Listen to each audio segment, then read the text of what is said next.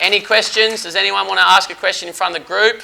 What are some strategies that you've heard, to bounce back from when you have a setback? Because obviously, even if you have a good mental strategy, not everything's always going to go your way. So how are you going to bounce back from it? Great question. And I think the first thing to do is to understand that not everything's going to go your way.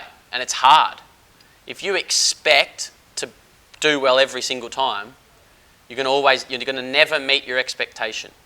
You're going to always feel inadequate. You're going to always fall short. But if you have a lens on that says, I'm going to do my very best, I'm going to prepare as best I possibly can, but I know that the outcome is out of my control. There's umpires, there's other people involved, and on a certain day there might be someone better than me, or the other team might be better than me, or I might just be off and not sort of find a way to get it done.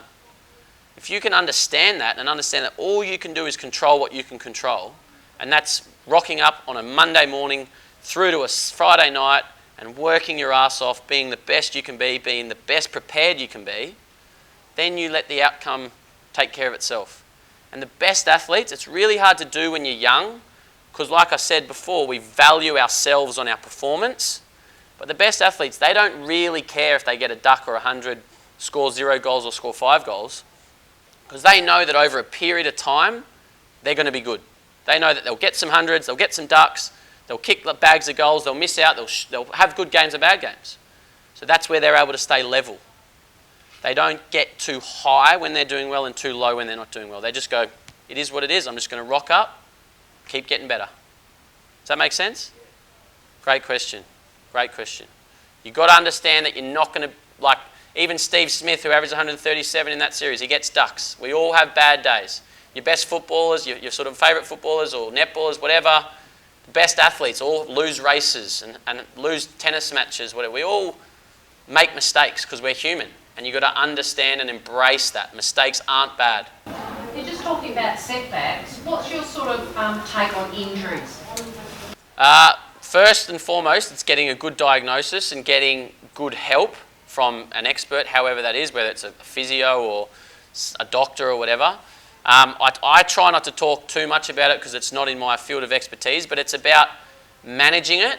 And then the beauty, I think, of the 6 pillars of success is you physically might be injured, but that doesn't mean you can stop learning and stop bettering yourself in your mental skills, your emotional skills, your tactical awareness, and your lifestyle. You might not be able to do your technical or make yourself physically fitter, but the other 4 things you can always work on. And my advice to anyone injured is always, what are you doing to train your mind? What are you doing to train your emotions?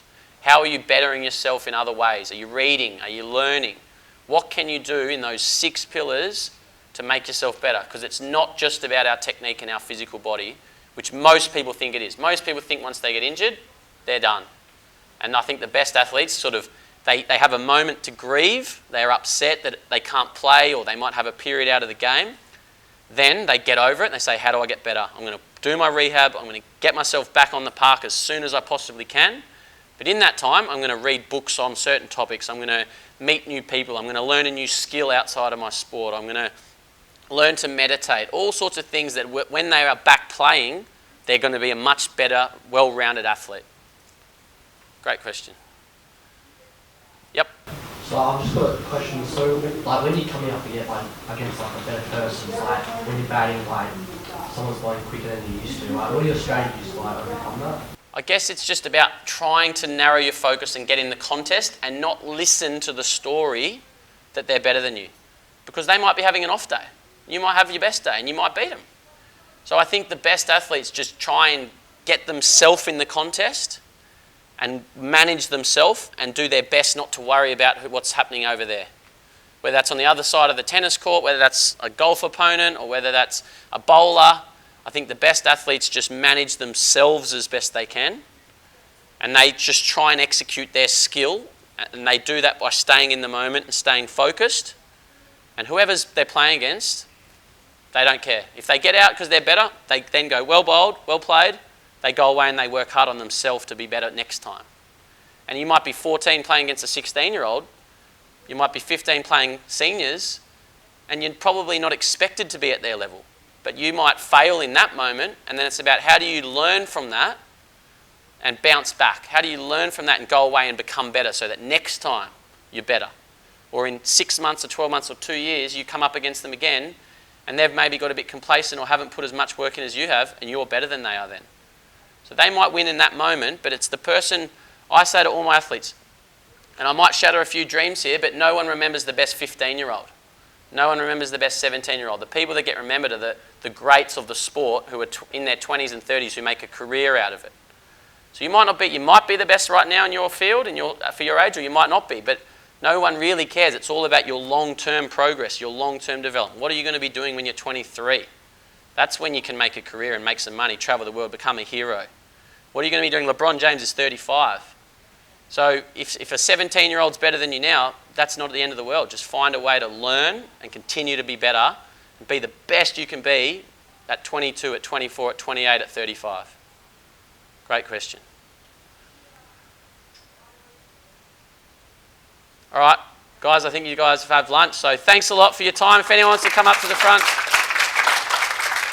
Thank you. What are you hoping to do this year? What are you going to play? So I'm starting up in threes for seniors, so I'm hoping to get up to twos maybe. Yeah, So definitely. Don't say maybe. You've got to dream big. Yeah, because Duff said to try and stay in 17s and threes. Yep. If I do make hundreds of Yeah. so get up to twos. Awesome. Is this your last year 17s? Yeah. Captain? Maybe. Yeah. Yeah. Nice. Nice. Well, yeah. All right, happy days. Thanks, Ben. Nice to meet you. Yeah, likewise, Klaus, mate. good to see you, mate. All right, let's go have lunch. Hey, mate. How are you? I'm Tom. What's your name? Jaden. Jaden, how are you? Good. I just wanted to know, Come this way. after a footy game and that, because I love my footy, I always look back on that game and what I missed and didn't do well. What can I do to start focusing on next week? So do you think that, looking back on what you could be better is a good thing for some ways, but do you dwell on it? Yeah.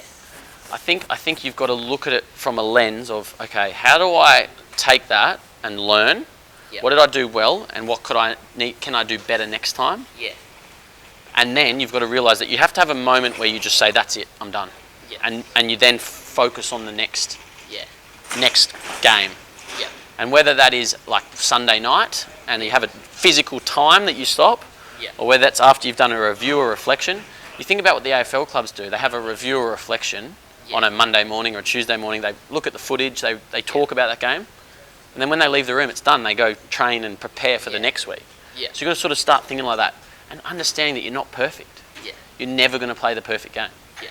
So sort of say, what did I do well? And make sure you're putting down as many good things as bad things. Yeah. And instead of, the language we use is really important as well. Instead of saying, what did I do badly? Just say, what can I do better? Yeah. Get into the space, lead over here, do whatever. Yeah.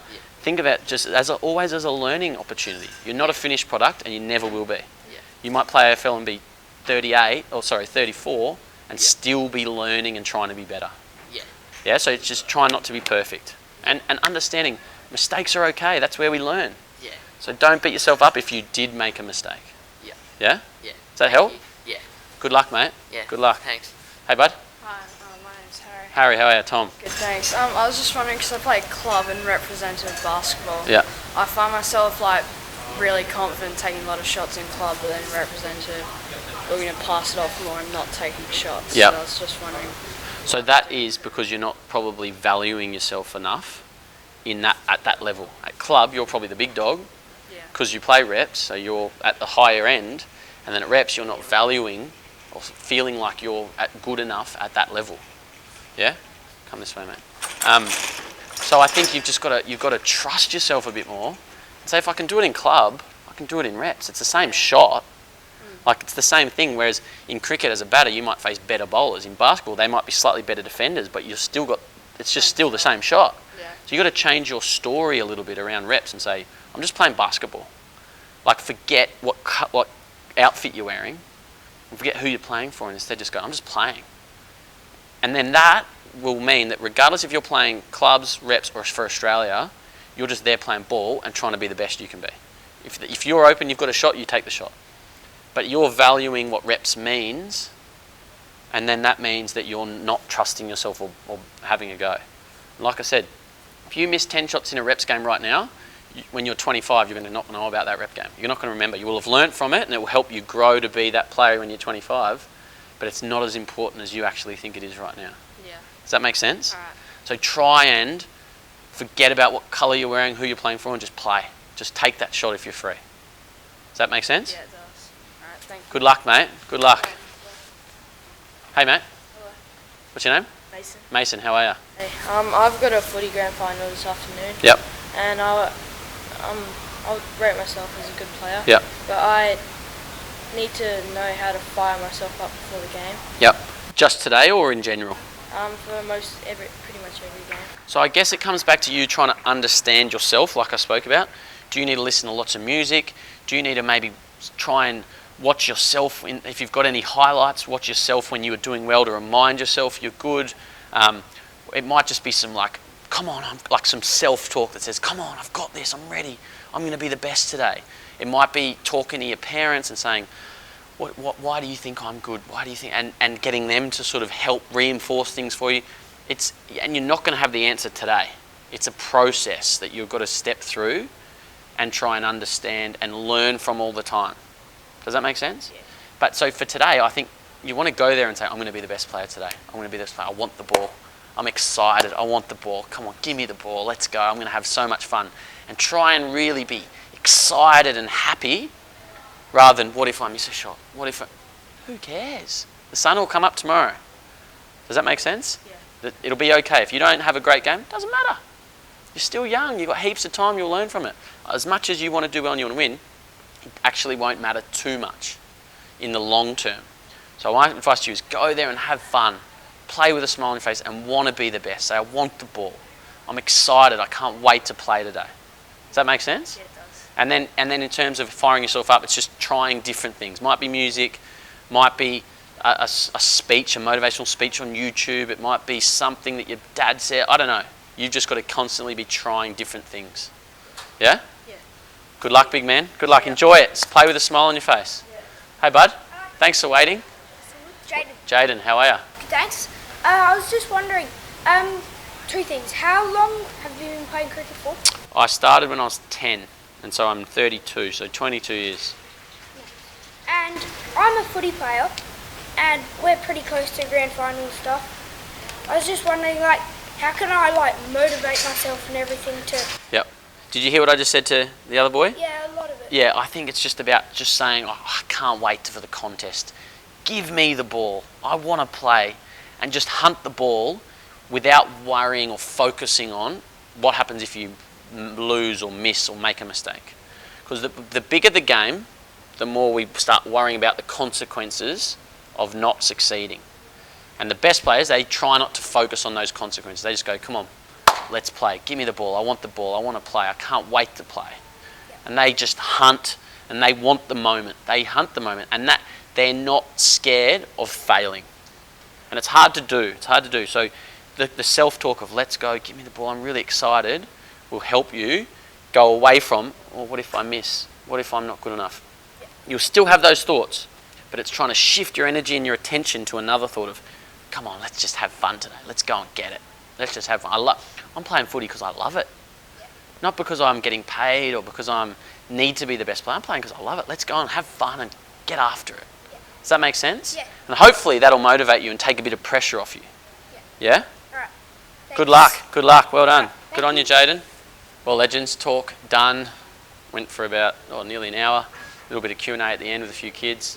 Really enjoyed it.